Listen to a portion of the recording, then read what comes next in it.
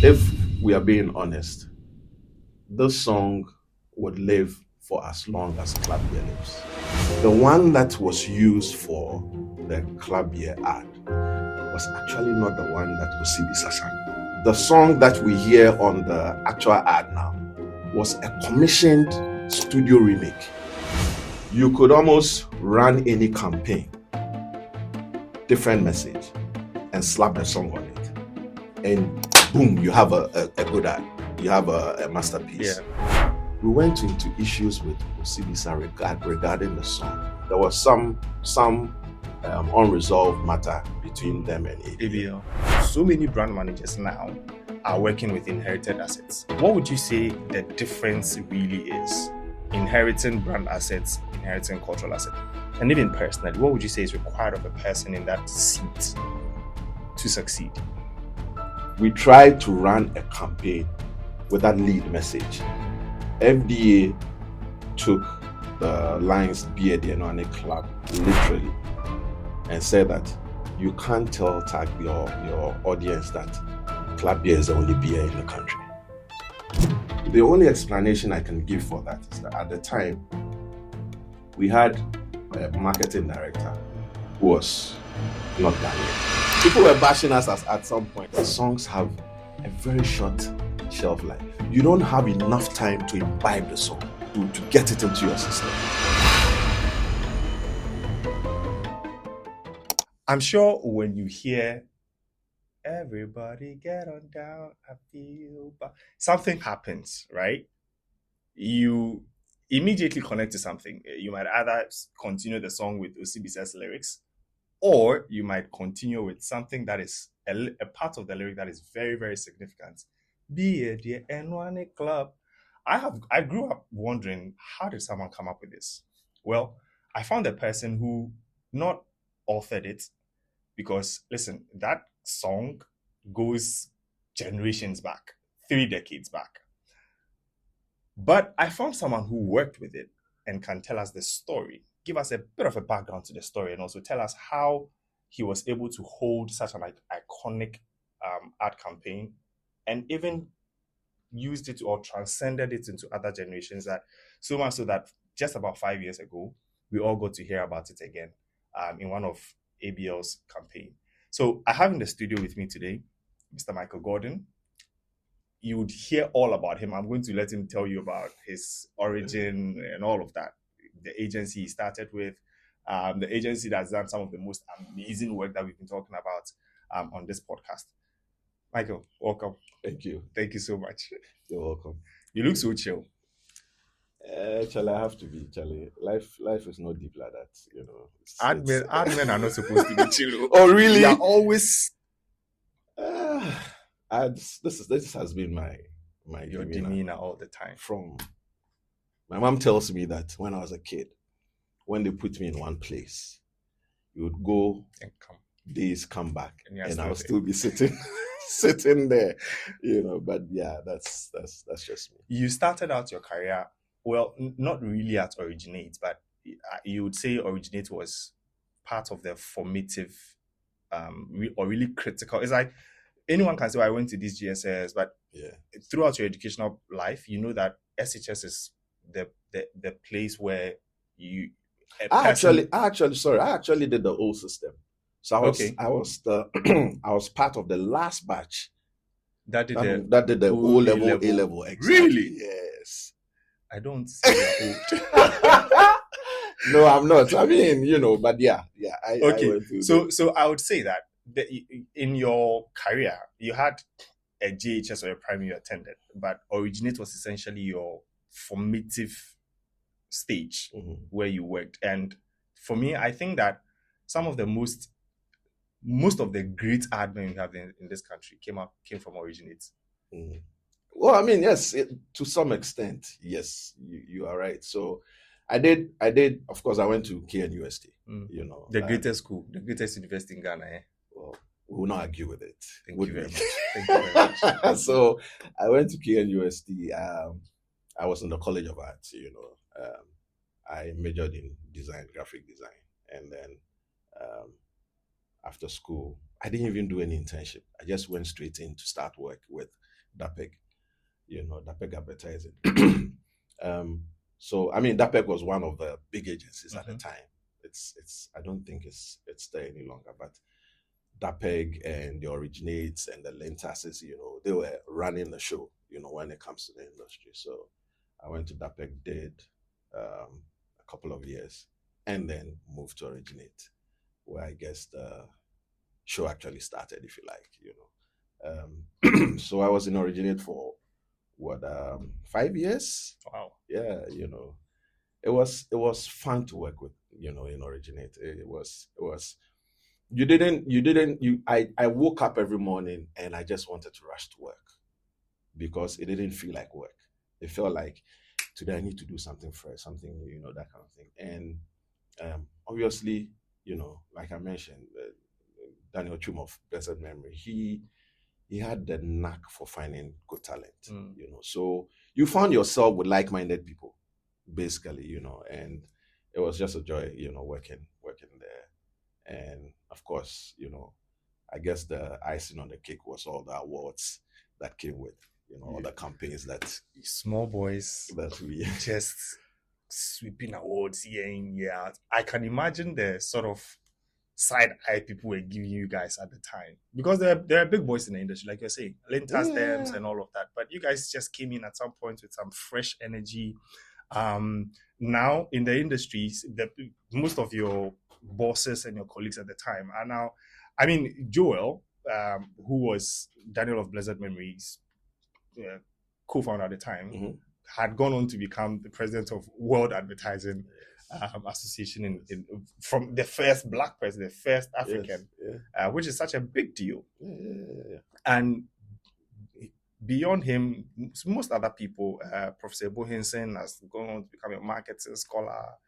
A lot of them, some of your colleagues, give me some of the pointers. What you are doing great. We'll come to you, but your colleagues, where have they been? The Origin8 guys. Well, so of course, Jason is running. I think most of us are running our own agencies now, because they are trying to hold the culture together. Yes.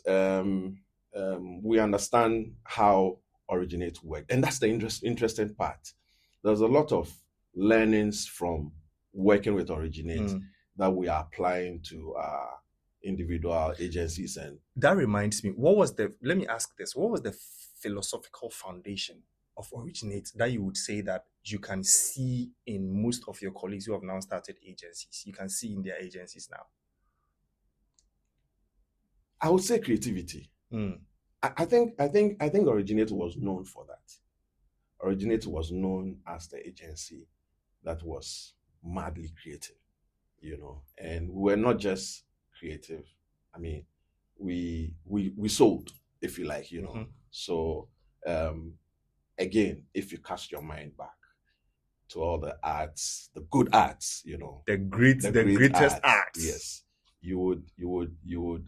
There's always some kind of emotional connection to all these arts, whether it was the cast or the song, the message. We understood what the client wanted, and we delivered just what the client wanted.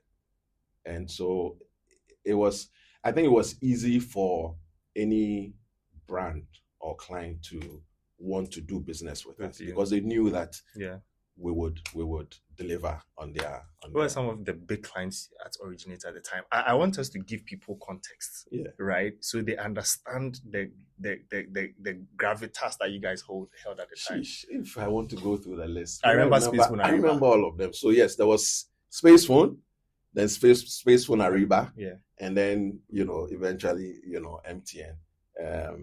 There was GSMF. Okay, GSMF was a big client of ours. We did quite a lot of work for GSMF. Ashford was also your client. Ashford was our client. Ejari Kono. Yes, for them. Yes, we did that. I remember we did some work on KLM. We did some work on quite a number of the banks. EcoBank was a big client of Origin8, and we did quite a lot of TV commercials for EcoBank. I can't. I can imagine it's been decades. Yes, it's been long. So your career progressed from Origin8, and then you went to.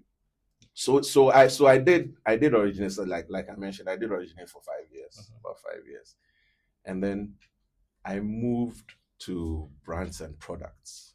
Brands and Products was a boutique agency. Okay, interestingly, not too far away from the location of Origin8, but okay. So Brands and Products, and I was sort of a, if you like, a co-founder. You know, there was a big man, you know, behind it, but you were mainly the face. I was essentially running the agency. There were a few people who came in, you know, to help, and then eventually the agency got a CEO, you know. But you know, that's so I did BMP for from 2009 to 2012. Okay. Yeah, and then I started Center Stage. So it was at BMP that your story with ABL started. Exactly.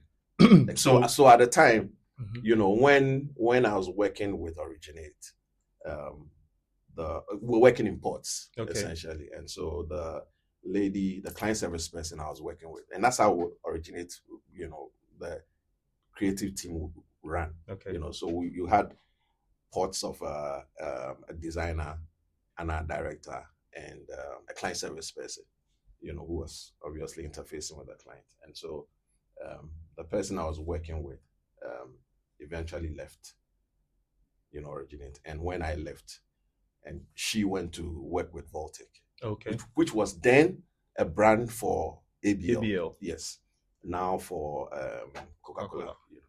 So obviously, when she was looking for somebody to do, you know, work for her, she called me, and then that's how the journey, you know, with ABL started.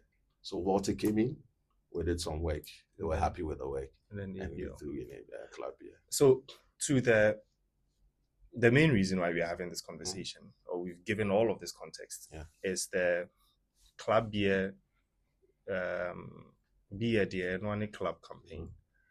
Before your story with that campaign began, there was a chapter that had already been written. Yes. But what do you know about that story?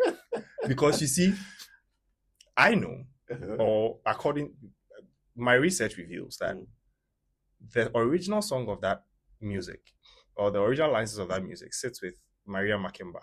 You know? Yes, Maria Makimba. Yes. And then Osibisa did a rendition of it. Yes.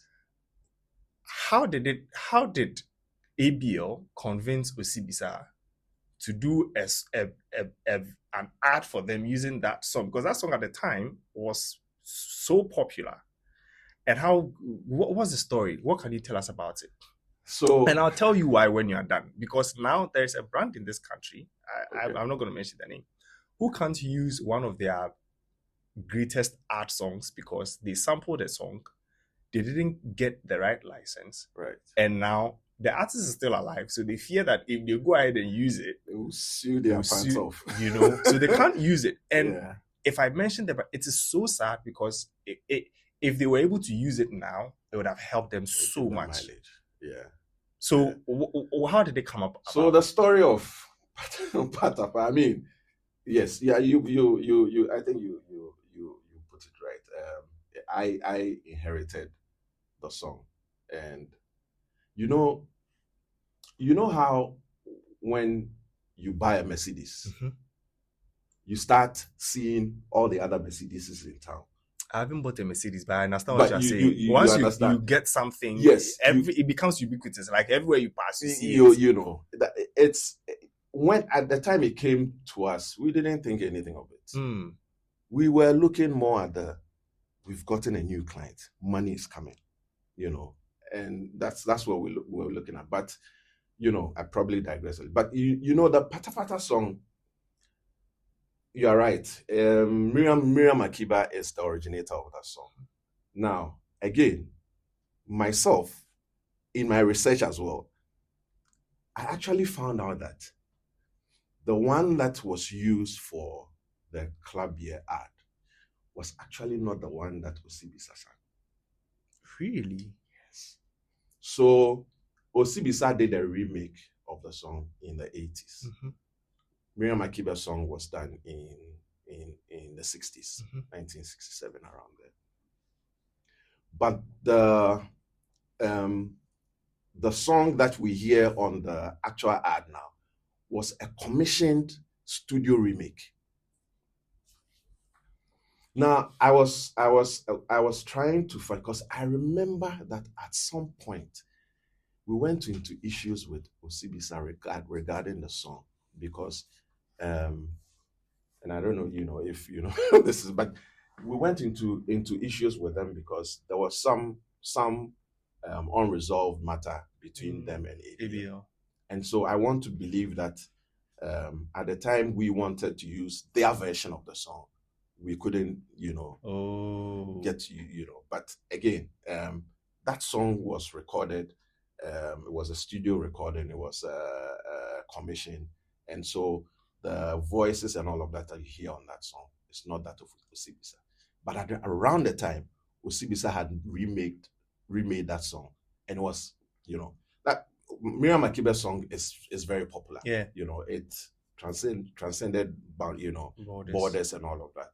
And so I guess it was easy to latch on to the song because it was a Pan-African song. It was. You understand? Everybody could sing to it.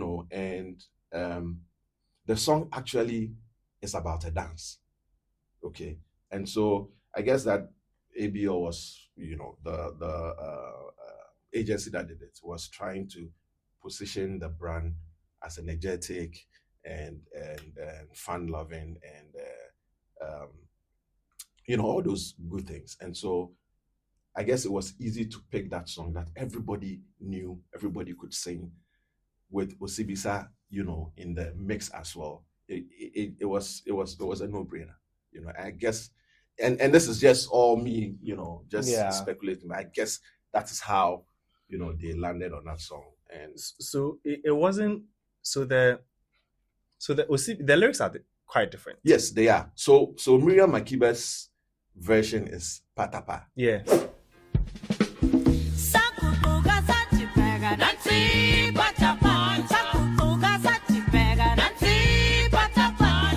And Osibisa's version is I feel Patapa. Yes. So you'd see, when you Google it, you see into brackets I feel Patapa, yes. Osibisa. Yeah. You see it there. Everybody get on down. I feel Patapa. That's the latest thing in town. I feel Patapa. Hear the sound and feel the beat. I feel Patapa. Time to move and shake your feet. I feel. So when the ad lyrics goes, everybody get on down, which is how the Osibisa original yes, opens. Yes. Everybody get on down, yes. I feel Patapa. And then in the ad, it says, come and join our happy club. Exactly. And then it goes on to say, be a dear N1 club. Everybody get on down, I feel Patapa. Come and join our happy club. I feel Patapa. Be a dear N1 club. I feel Patapa. that line, I know. My mind. I know.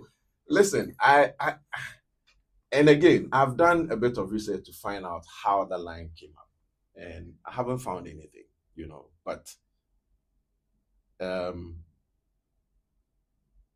I guess it's one of those things that you hear over and over and over and over again, and you are like, yeah, but really, be a club.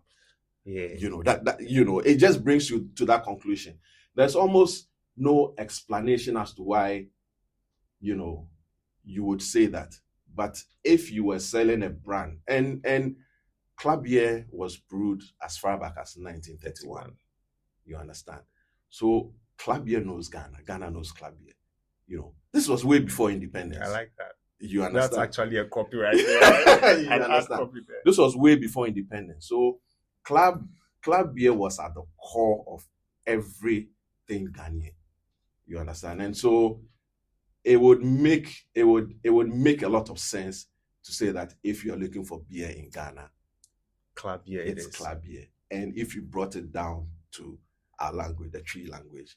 That's Beer, exactly what, You know, David Ogilvy once said that, and I quote Ogilvy a lot because when you work at the Ogilvy agency, you are You can't run that away from that. philosophy. It's everywhere. Yeah. He's quotes everywhere. But he once said that the best arts are the ones that sound simple, like something that was said in conversation. Yes. And Yes, Beer exactly. Dianuane Club sounds like something anybody will say in a casual conversation. Yeah. So you inherited that song. By the way, I hope we are at liberty to name the agency that produced that. Yes, So why not? that was It's Lintas, yes, right? it's out there. They also shot the TV commercial. Yes. Lintas did that. Yes.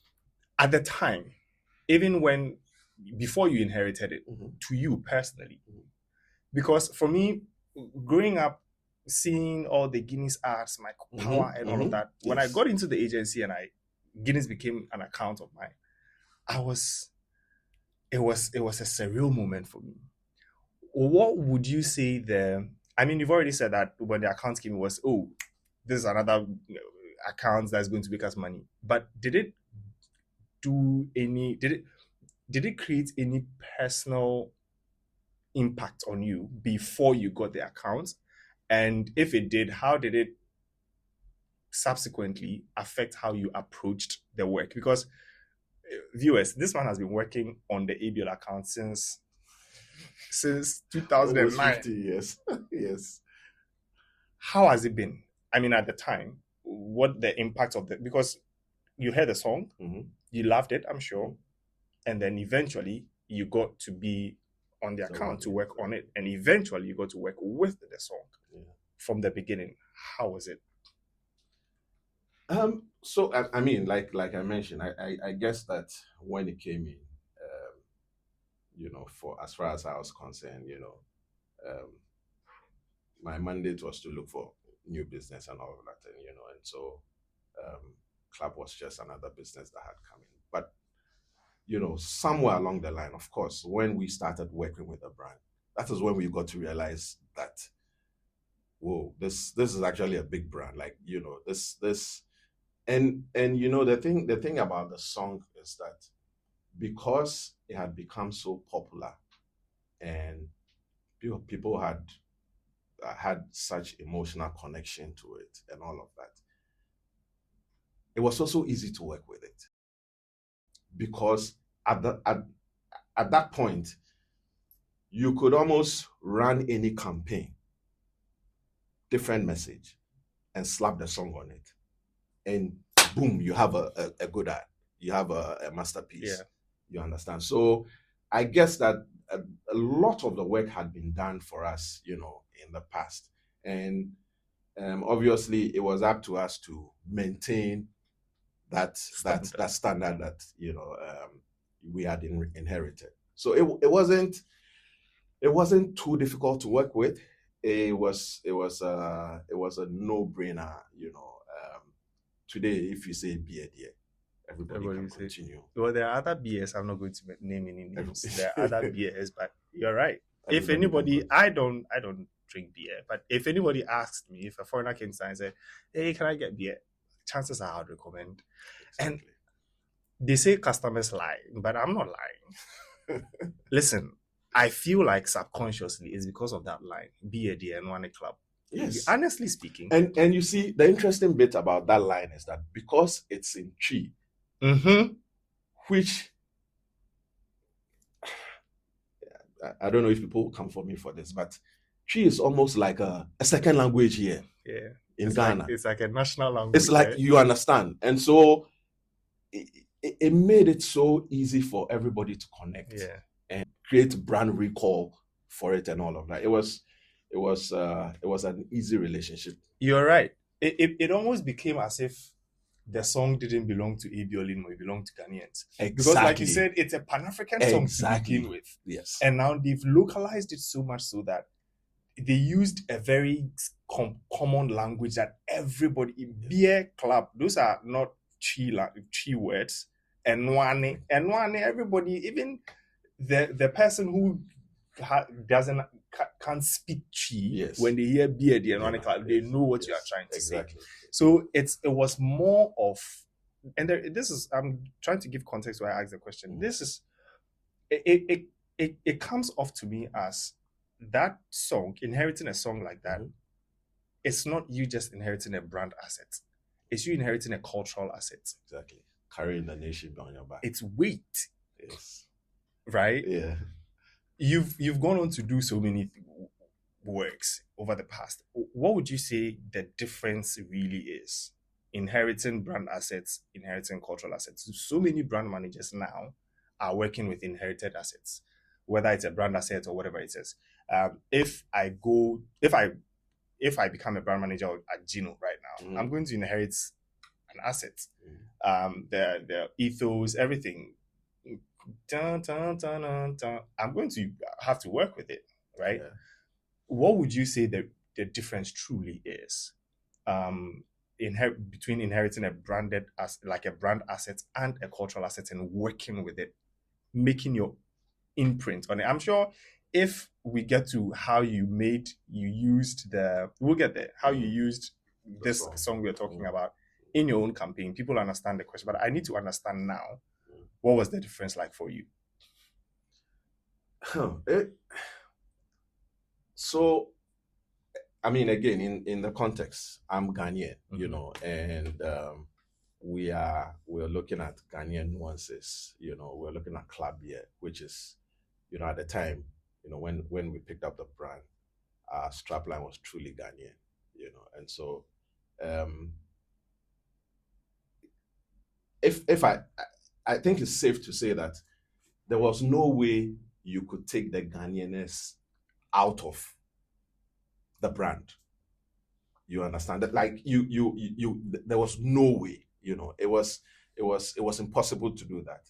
And so again, it was much more easier to handle a brand that was through and through Ghanaian.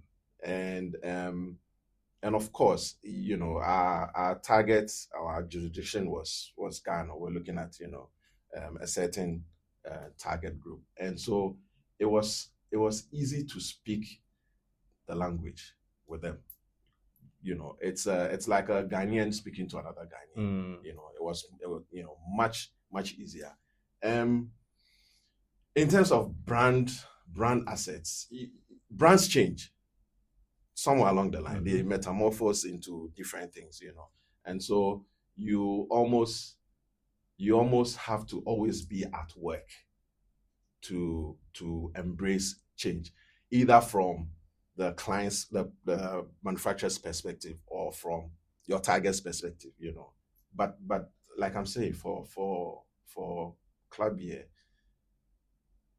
the only thing that changes is the issues or matters that are what you call it, are being spoken about at the time you want to run any piece of communication, and you are sure that it has a lot to do with Ghanaians or is Ghanaian, you know. And so it wasn't.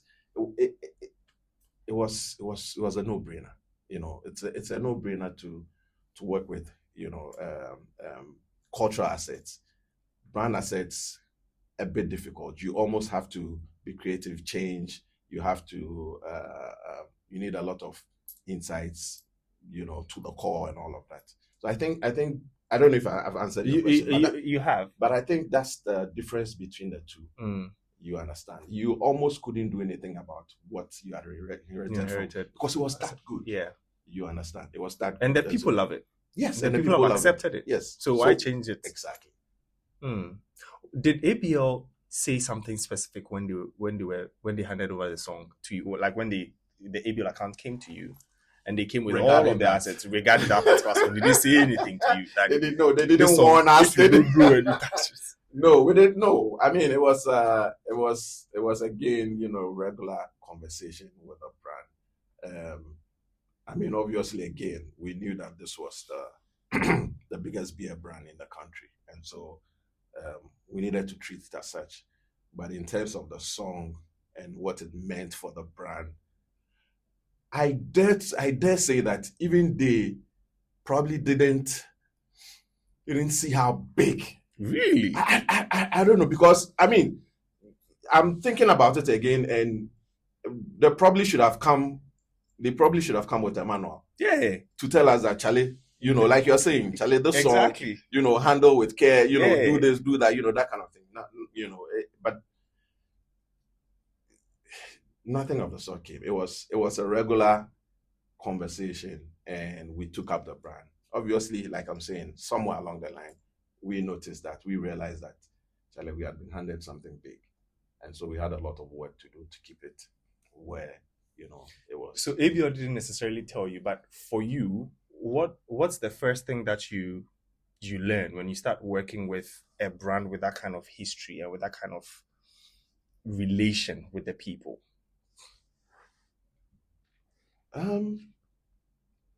Because nobody has given you any brief or a manual, like you said. Yes. So how do you maneuver it even? Like, how do you make sure that you are, because you probably, this is a conversation, so let's chat. Usually, brand managers, and you see, I digress a little. I believe that agencies should be culture shapers. But in recent times, agencies have lost that. So the brand manager might not necessarily see the weight of what they have, the assets they have. They may have a fair idea, but they might not know. But you, from where you sit, you understand what this can do for the brand. And so you start mentally mapping out, okay, you know what, this thing that I have that has come to me, I need to work with it this way. I need to, when I got the account, the Guinness account, the first thing I was asking my boss was, is Michael Power ad still in there somewhere? Because I needed to understand the scope, the full scope of what is at play, and how I can put my own prints on it. So for you, where you were sitting, I guess it's why I need to understand what were some of the first learnings that you did, what were some of the first things that you put in place to make sure that you were going to keep this as it is, or even elevate it slightly. I think that we needed to understand, and we needed to understand the emotional connection that consumers had with the brand, with the song, and the brand, okay, and carry that through. I remember that, I think that our biggest, our immediate commercial that we shot was for when Club turned 85. Okay, and that was a big ad, because we brought producers and a production team from outside to shoot that, and it's a big budget and involved so many people. I don't know if you've seen that ad. It involved so many people, so I mean, you have these 4 guys, lead guys, who are going through town and just beckoning everybody to come down, and they all rush eventually to the Independence Square, and then eventually we pull out, and then we see the club Shamrock and all of that, and that ad, together with because we did a remix of the song. So we did an instrumentals of the song. We didn't do vocals, because I can't remember why we did that, but we did the instrumentals of the song. And I guess that just putting that production and the song together, made me realize again that we really had something big that we needed to keep and and hold. And the only reason why we would change, and if we did any change at all, was to just, again, remix or adapt, so that if our target changed, then we can meet them halfway. But the core of the song, the instrumentals and what it meant and all of that, we knew that we needed to keep that. And so I think that is what we've done in the past, since we got the song. We've had we've had an amapiano version. We've had. you tell me about it too. Maybe I can even play it for you. We've had an Afrobeats version, but we've just kept to the core of the song because that's what people remember.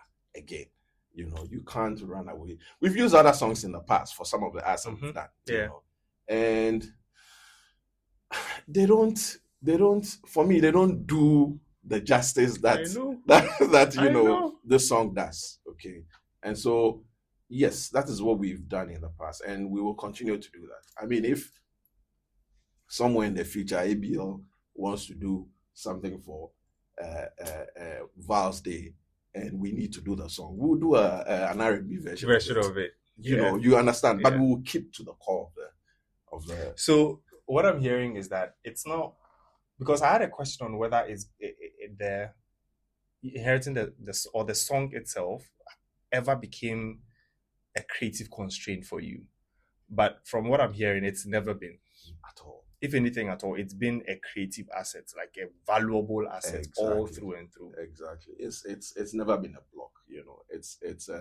So here's the thing: if you hear the song on radio, okay, even without the lyrics, even though Miriam Makeba did her original and Osibisa did a remake, what comes to mind?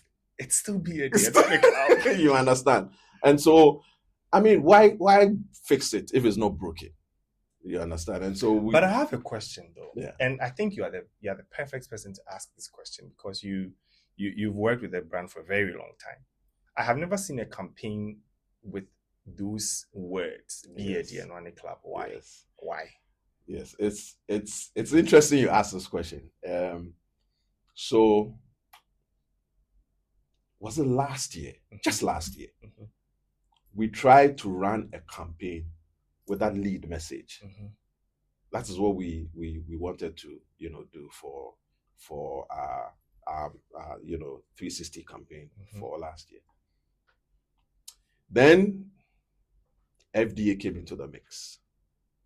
Now, FDA took the lines Beer and Club literally and said that you can't tag your audience that Club Beer is the only beer in the country. It's misleading for whatever reason, because we had this Patapa song and Beer and Club had been sitting in there for years over, and so, but when we decided to pull that out and put it out there, it became a problem for FDA.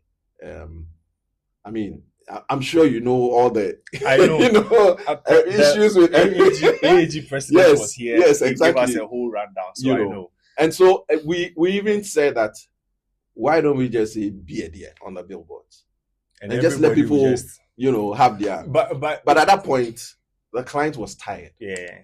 And they wanted to just back and forth. And I can understand that. I can understand that.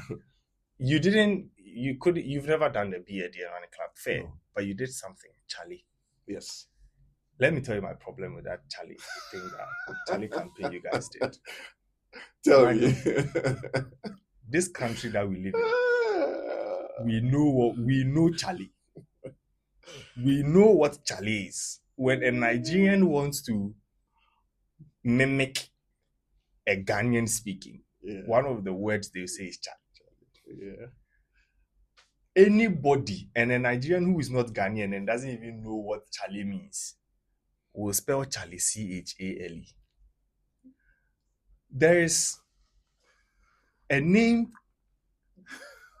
Everybody, I'm sure. I have a cousin called Charles, and we all call him Charlie. Yeah.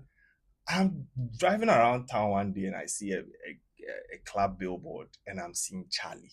I'm like, Club Yoma company that Charlie Biana. Only for me to come to the knowledge that you guys are running a campaign and it's supposed to be Charlie.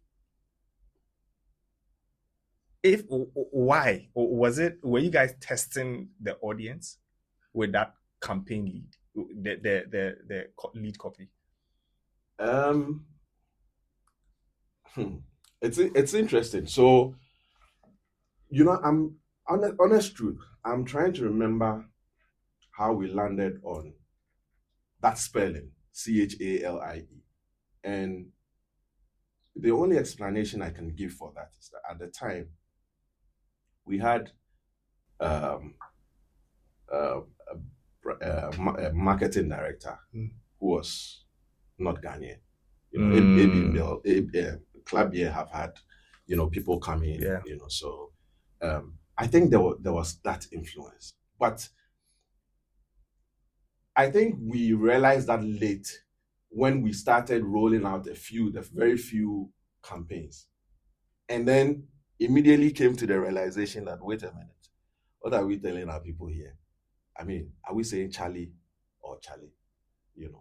But immediately we decided to come up with another campaign because people were bashing us at some point.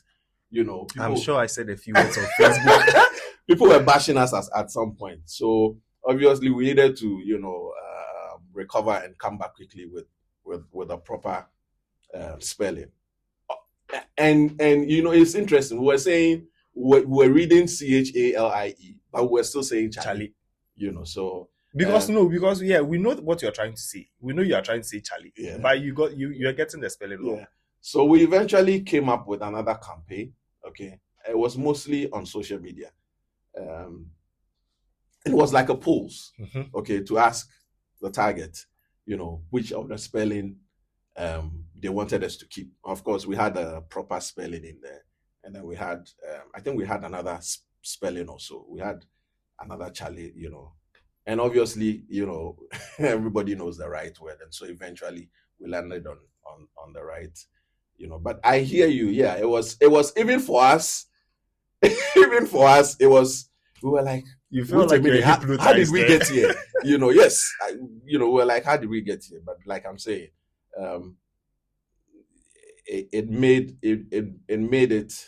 it gave us, the springboard, into the next campaign. Yeah. Well, I'm happy because I had my speculations, and a lot of people at the time, my colleagues in the agency, in the industry, had their speculations as well. They probably thought, ABL had handed over their account to some foreign agency and they didn't truly understand it. A lot of theories. Yeah. So I'm glad you've cleared it up.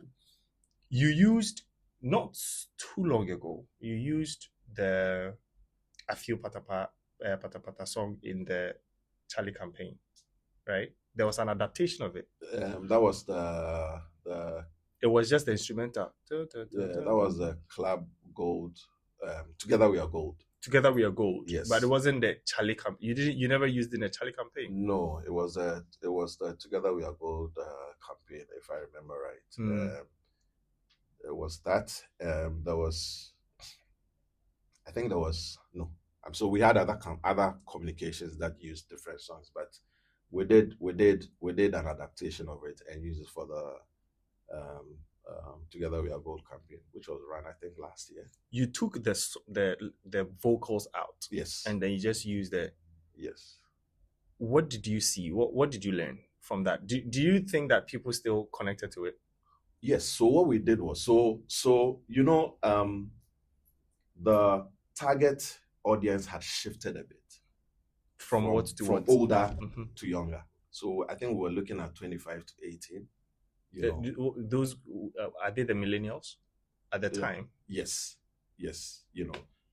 and so we needed again to update it and come up to speed with the times, So if you listen to that song, you would. I think it has a mix of Afrobeat and Amapiano. If you listen to that song, And of course, and this was us trying to keep to the core of the song, but trying to also adapt, to the new target that we were speaking to now. And if you see that, you see the kind of people that were in there. So we had the old and then we had the new. And we thought that took care of both target audience. So what was the response that you got? It was good.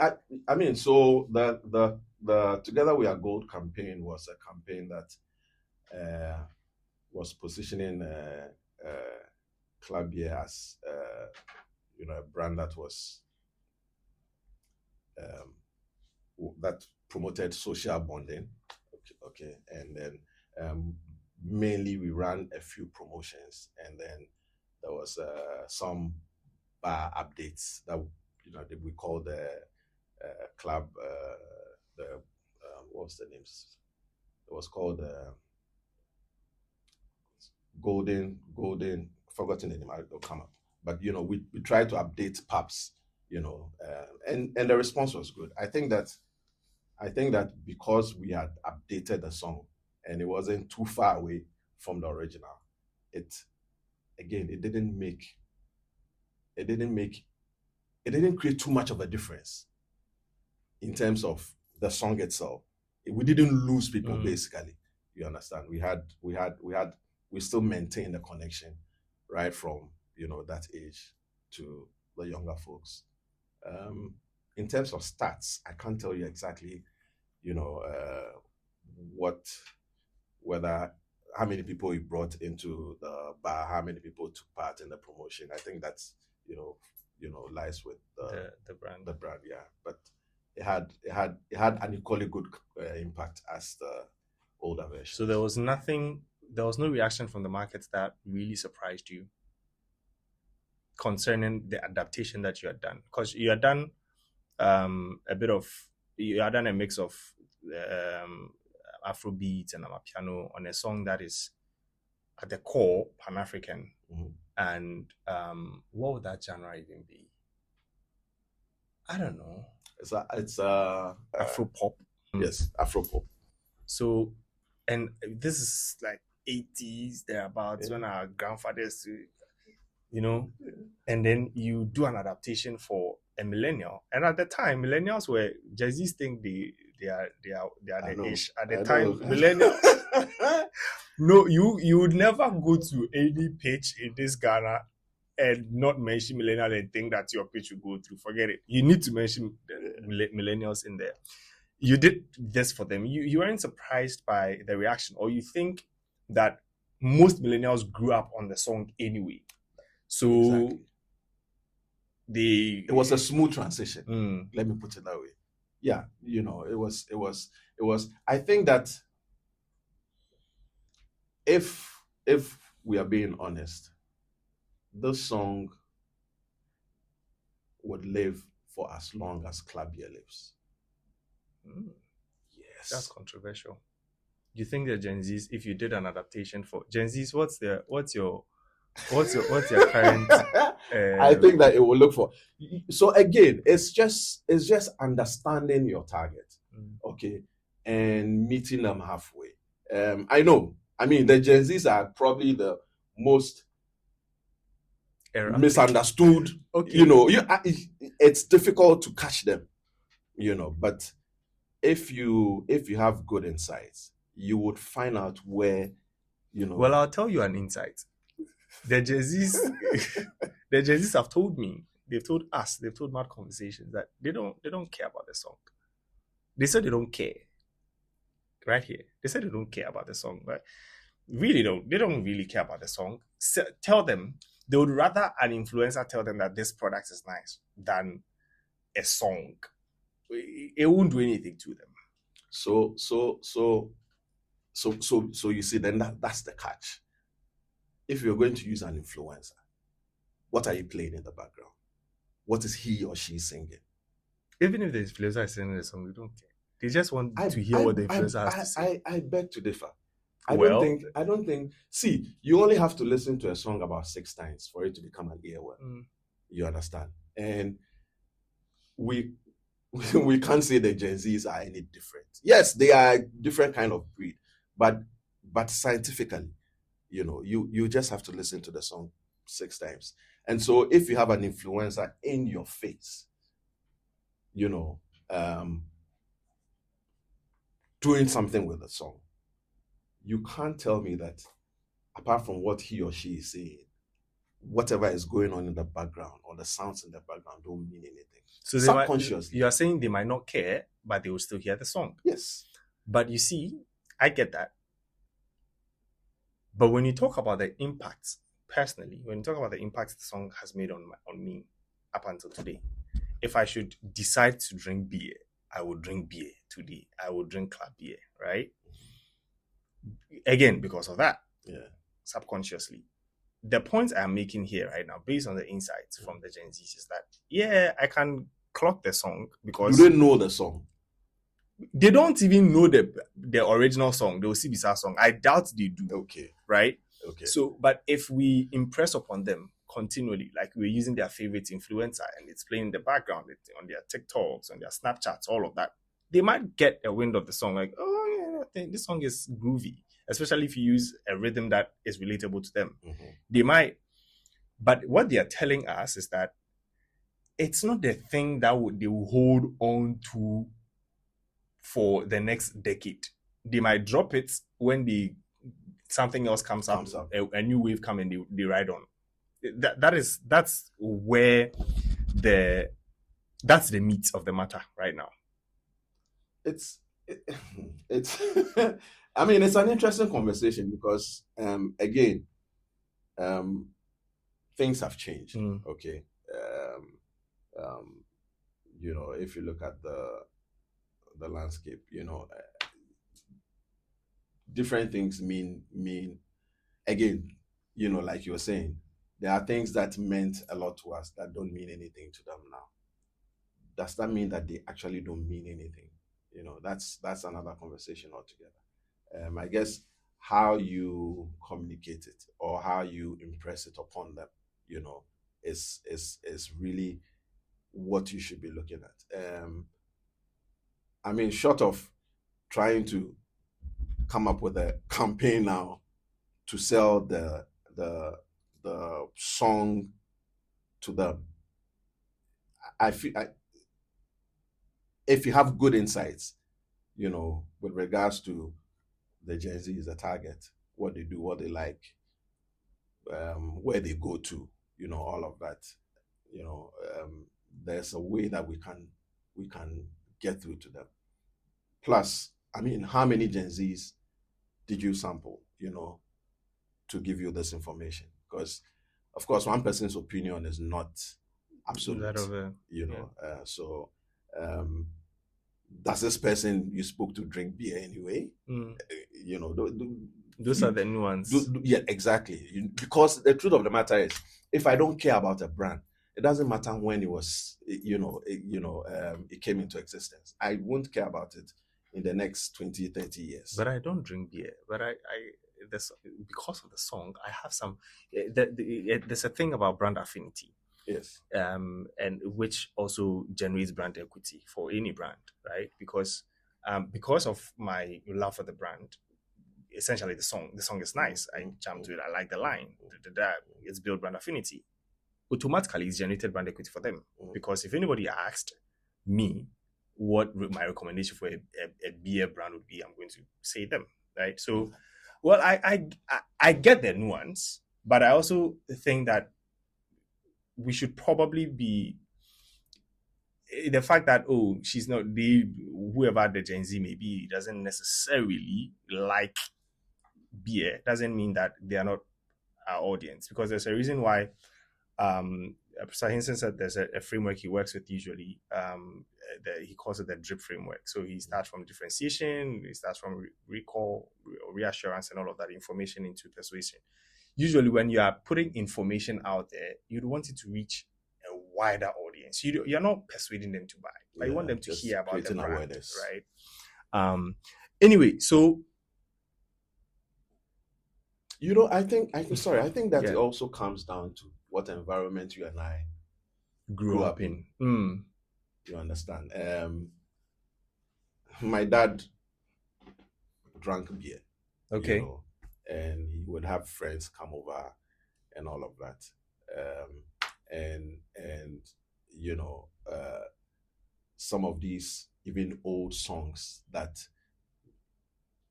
I like today, even let's not go too far, your Amachi the Days and your AB Crensels and all of that. When Gen Zs hear those songs, they freak out. But I love them. It's because I grew up, you know, listening to these songs. I didn't necessarily buy the songs, but my dad had them. And so it became a part of me. And so anytime I hear it, it triggers something. You understand? It reminds me of something, And so it's easy for any brand manager or any product or any client to come up with any communication using any of these songs. I would immediately connect to it because I grew up in that kind of environment. You understand? What environments are agencies growing up in? So again, those are the kind of insights that you want to look into and then craft something for them. Yeah. But at the end of the day, a song is a song. Mm-hmm. You can have one song and have different genres of it. Yeah. You understand? And so it's really up to the agency, us, if you like, to look at the target. Like and say, you said, us. to look at to look at the target and say, wait a minute, this is what these guys are listening to today. We have the Pata Pata song. How do we adapt it for these guys to like it? To even bob their head to it or stamp their feet to it. Then you are getting somewhere. Mm-hmm. But I don't think that you can. You know how sometimes you listen to a song and you say you don't like the song. Then weeks down the line, you are singing it left, right, center. There's a song that's just come to my mind. You understand? It's again, that's the magic of communication and repetition. So, if you want to get through to your target audience, I don't think it's rocket science. Find where you find them and meet them there. I feel that's. Let's talk about ABL as a brand. I dare say you really love ABL. You've built some sort of emotional attachment to the brand. After what, decades? Yeah, how many years? 15, close to 17 years. They are almost like you. They're almost like it's interesting, So when I moved to brands and products, ABL, there's a bit that I haven't actually mentioned. Okay. When I moved to brands and products, that's when ABL came into the picture. And then at a certain point, I left brands and products. Before I started Center Stage, I worked with another lady who came to work with brands and products and also left. So we sort of carried the brand along, I know some people will kill me if they hear this, so we carried the brand along. And so essentially ABL followed us because look, again, why fix it if it's not broken? We were doing good work. Okay, we were giving them the results that they were looking for. Yeah. And we were being proper client service people. Like we had a proper relationship, with ABL. It wasn't a client agency thing. We were an extension of the brand. You understand? And so even though we were doing marketing communications for them, there were all kinds of discussions that we were having that didn't even bother on marketing communications, Although, yes, it was stuff related to the brand. But for instance, we would see a billboard in town, broken, and we would report it. Ordinarily, we've done the artwork, we've collected the money, we are gone. Anything else? And family home, you understand. But that's the mileage that we give them. And so it was difficult for them to tear themselves, away from us.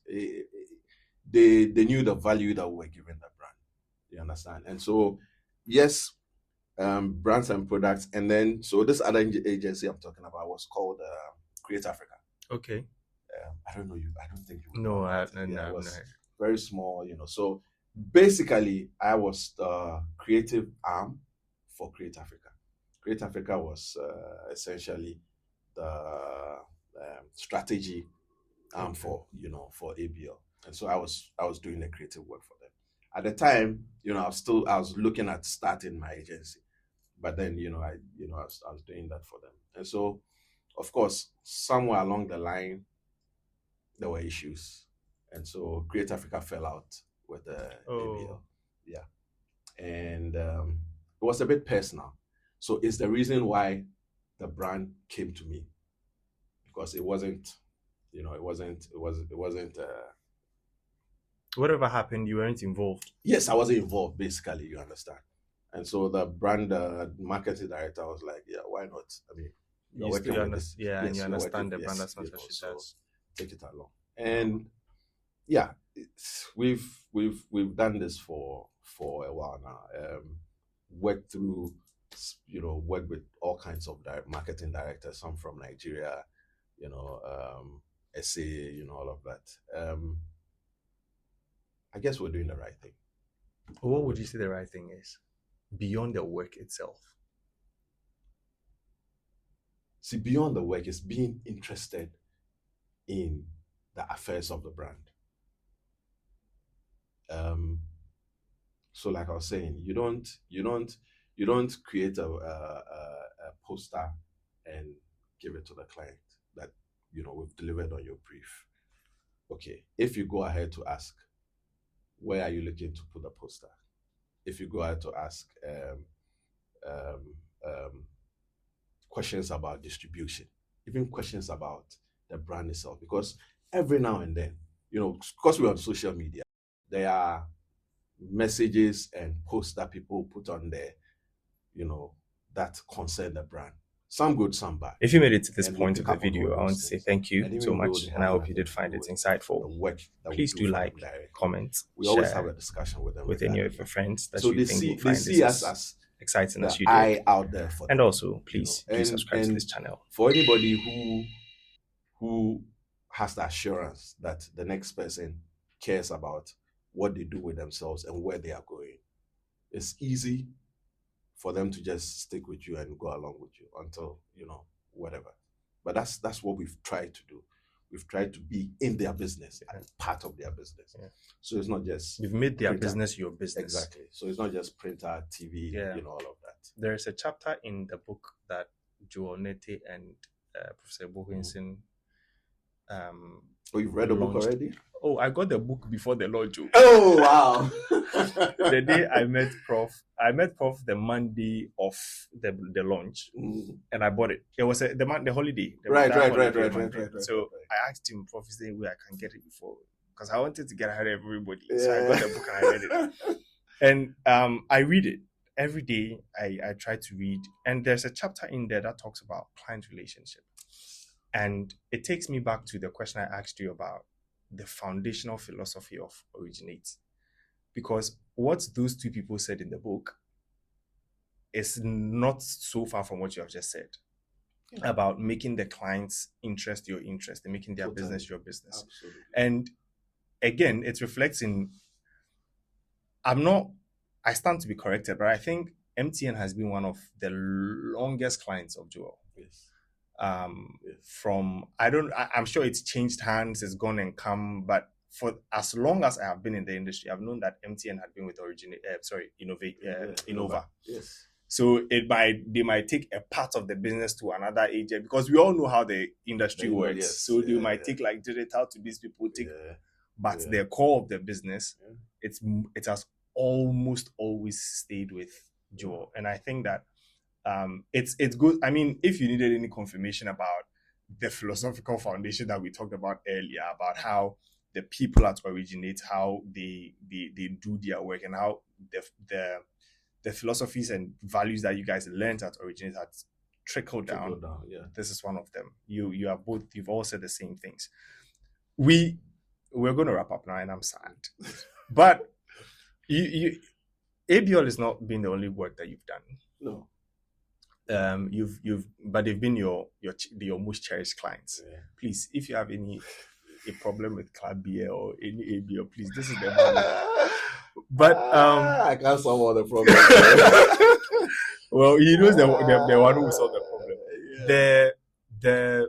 I want us to look at, because I believe you are one of the key players in the industry, with all the work that you've done. If not for anything at all, your work with ABL over these years, over the years. I want to understand, how has your work with ABL played a role in the kind of work you've done for other clients? You've worked for MTN. You've done some work with MTN. So that was when I was with Origin8. Okay, yes. but you've also done some work with other clients as well. Have you drawn any parallels using Origin8 as the constant? Because using ABL as the constant. Because as for ABL, they are like your child. Yeah. Against other works that you have done. I think, to be honest, I don't think that the difference is that much. Look, at the end of the day, a client brings you a product for you to help them sell it, or make it available out there, or create awareness about it. The principles remain the same. Okay, the core principles remain the same. Look for the target, study the target, find out what they like, find out what they dislike, speak to the brand owners. Okay, find out what it is that they want their product to do out there, what action they expect from their target audience, and then I guess craft communications to do just that. Again, in terms of the relationship, it's knowing the client through and through, and understanding where they are coming from and what it is that they are looking to do. There isn't much of a difference. It's if you apply the principles along, I guess that you can keep ABL for as long as you can keep any other client for as long as we have kept ABL. It's just, again, like you mentioned, making their business your business. Most brand managers now, and even admin currently, they are working with inherited assets. Mm-hmm. You are an epitome of such a person, or anybody who is working with inherited assets right now, I believe should look up to you in how to navigate it to successfully bring it out, successfully keep it, elevate it, and then add your own chapter to the chapters that that's already been written. What would you say is actually required of a person in that position, strategically, creatively, and even personally? What would you say is required of a person in that seat to succeed?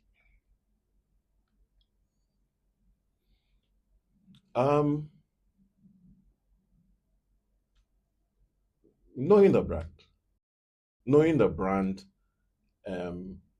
well, taking school seriously, because I think that is where your foundation starts. Of course, when you come out there into the world, it's applying whatever it is that you've learned in school, but that's just, but knowing the brand is important. Okay. I dare say that you try to know the brand even more than the brand owner, because here's the thing. In crafting communications for a product or brand or service, you interact with your target. Okay. Yes, the client, the manufacturer or the client also has some kind of interaction with it. But when you go out there on the ground, okay, and you do a proper interaction, there are things that will be revealed to you that your client would not even know. Okay. And so those are some of the things that push you ahead and makes whatever piece of communication or anything that you craft successful. Insight.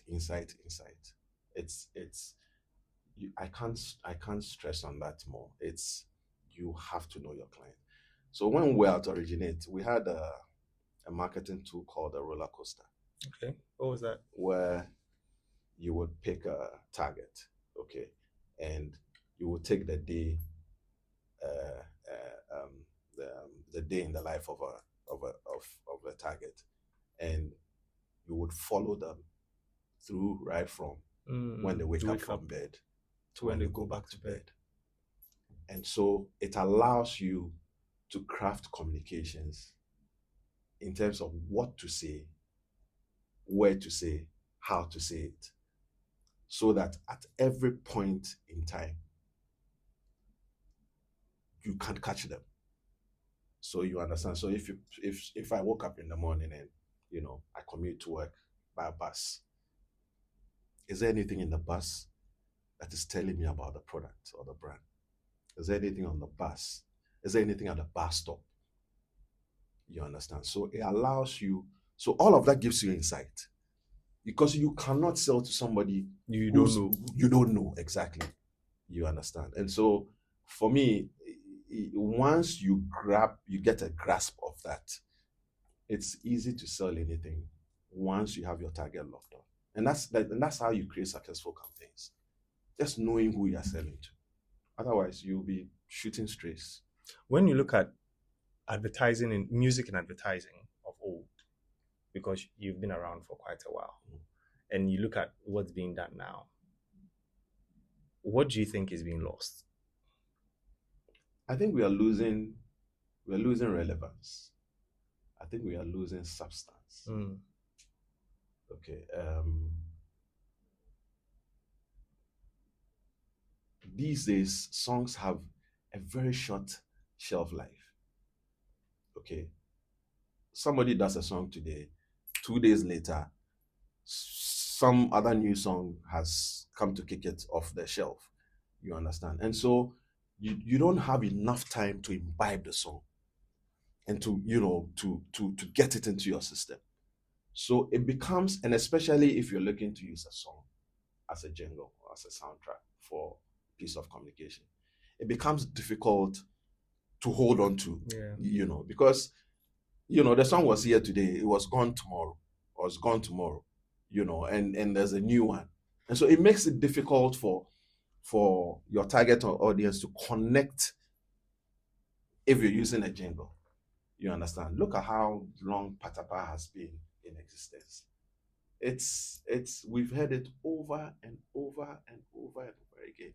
Whether you like it or not, it's in there. So it's easy to use it for any other club communication. But these days, what are we hearing? There's very little substance in what we do.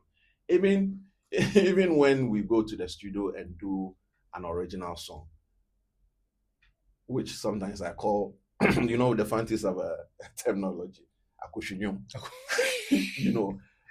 It doesn't. It's not saying much. Yeah. It's not piercing.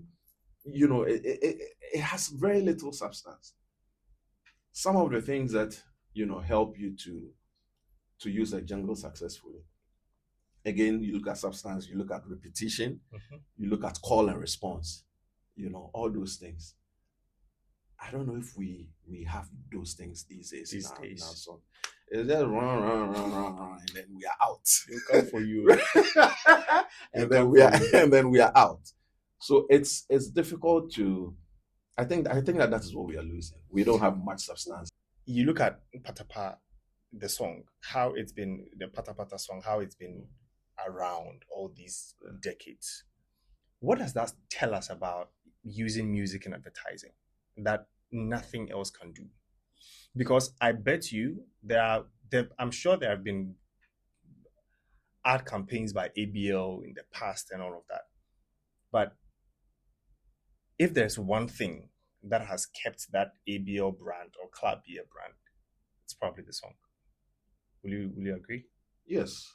So what does that tell us? So the song has an international appeal. Okay. It was sung by Miriam Makeba, who was, very famous You understand? So I guess that yes, you look at the author of the song.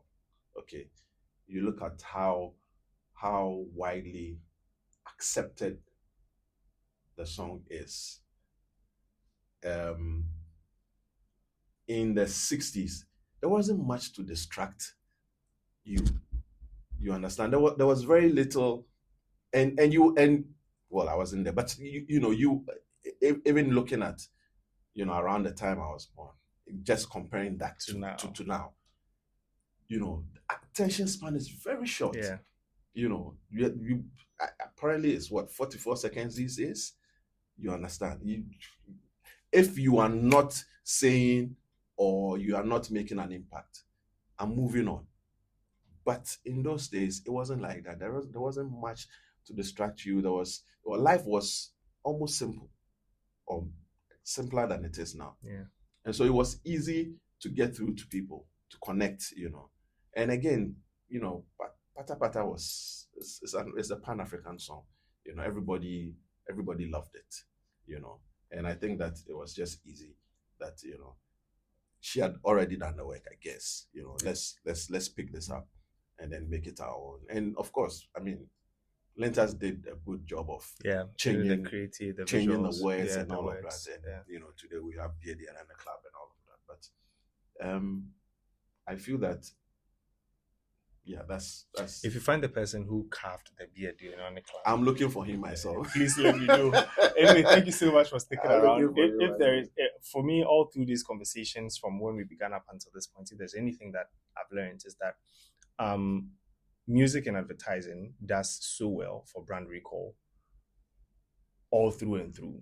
Because personally, most of the brands that still stick in my brain now, even though I haven't interacted with them, I don't sleep on Ashful, but I know Ashful is still around. And when I hear people bashing them on social media, I'm like, oh, what happened to my Ashful, right? So music and advertising, like we've learned, we've heard, some of the music is being a bit, but we do know the power of music and advertising, which is that it's great for brand recall when done right, when you use the right song, when we commission the right song, or when the right song is commissioned. So thank you so much for sticking around. If you made it to this point of the video, I want to say thank you so much, and I hope you did find it insightful. Please do like, comment, share with any of your friends that you think would find this as exciting as you did. And also, please do subscribe to this channel.